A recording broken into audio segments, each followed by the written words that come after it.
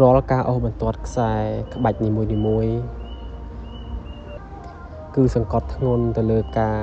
អត់ធ្មត់ស្ងប់ចិត្តហើយនឹងតាំងចិត្តប្រើដៃដាក់លើជញ្ជាំងសើមិនហ៊ានដកដង្ហើមខ្លាំងព្រោះខ្លាចបន្ទាត់ខ្សែក្បាច់វាចហើយនឹងមិនស្អាតក្បាច់រស់រសាដៃចំណែកឯសិល្បៈខ្មែររស់រសាកូនខ្មែររួបរวมគ្នាថែរក្សារាល់ការគូរបស់ខ្ញុំនៅលើវត្តអារាមផ្សេងមិនត្រឹមជាការលម្អនោះទេហើយក៏រំលឹកដល់ពលឹងដូនតាខ្មែរដែលគាត់បានបន្សល់នៅគំនូរស្អាតនៅវត្តបុរាណចាស់រាប់រយឆ្នាំកន្លងមកយើងក៏បន្តស្នាដៃពីពួកគាត់នឹងថែរក្សាជំនួសពួកគាត់ព្រោះមានតែពួកយើងចំនួនក្រោយទេគឺត្រូវតែថែរក្សាដោយសារតែពួកគាត់គឺបានទៅវិញបាត់អស់ហើយនៅតែពួកយើងទេអញ្ចឹងគួរតែថែរក្សាទាំងអស់គ្នានៃសិល្បៈគំនូរបុរាណរបស់យើងនេះអ្វីដែលខ្ញុំបង្ហាញកន្លងមកមិនចង់បានត្រឹមតែចំណាប់អារម្មណ៍មកលើខ្ញុំនោះទេគឺ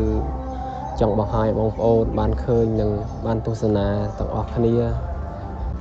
នៅការគូក្បាច់និងគំនូរផ្សេងនៅលើវត្តអារាមក្នុងសាសនាពុទ្ធសាសនាយើងទាំងអស់គ្នាព្រោះកថាបងប្អូនមិនងាយបានឃើញផ្ទាល់នោះទេការគូគំនូរទាំងអស់នេះលុះតាតគូហើយបានពេលដែលបងប្អូនមកចូលរួមបុណ្យផ្សេងនៅក្នុងវត្តអារាមរបស់យើងមិនបានឃើញហើយនៅគំនូរដែលគេគូហើយអញ្ចឹងណាព្រោះកំពុងតែគូនេះគឺបងប្អូនងាយបានឃើញទេអញ្ចឹងខ្ញុំក៏ចែករំលែកទៅតាមអ្វីដែលខ្លួនឯងអាចធ្វើបានចែករំលែកបងប្អូនទស្សនាទាំងអស់គ្នាហើយបងប្អូនអ្នកដែលគាត់ចង់រៀនគាត់ចង់ចេះគូខ្លះគ្រាន់គូលេងគូអីចឹងទៅគឺអាចទស្សនាបាននិងអាចចែករំលែកដល់បងប្អូនផ្សេងទៀតដែលគាត់មិនទាន់បានឃើញវីដេអូមួយនេះសង្ឃឹមថាបងប្អូនចូលចិត្តនៅវីដេអូមួយនេះ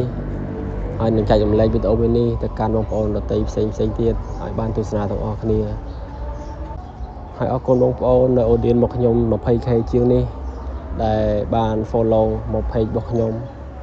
អរគុណនៃការតាមដានកន្លងមកអរគុណនៃការជួយ share ជួយ like កន្លងមកអរគុណខ្លាំងមែនទែនសង្ឃឹមថាបងប្អូននឹងគាំទ្រនៅវីដេអូរបស់ខ្ញុំកន្លងទៅទៀតអរគុណសម្រាប់ការចូលទស្សនាជួបគ្នានៅវីដេអូក្រោយបាយ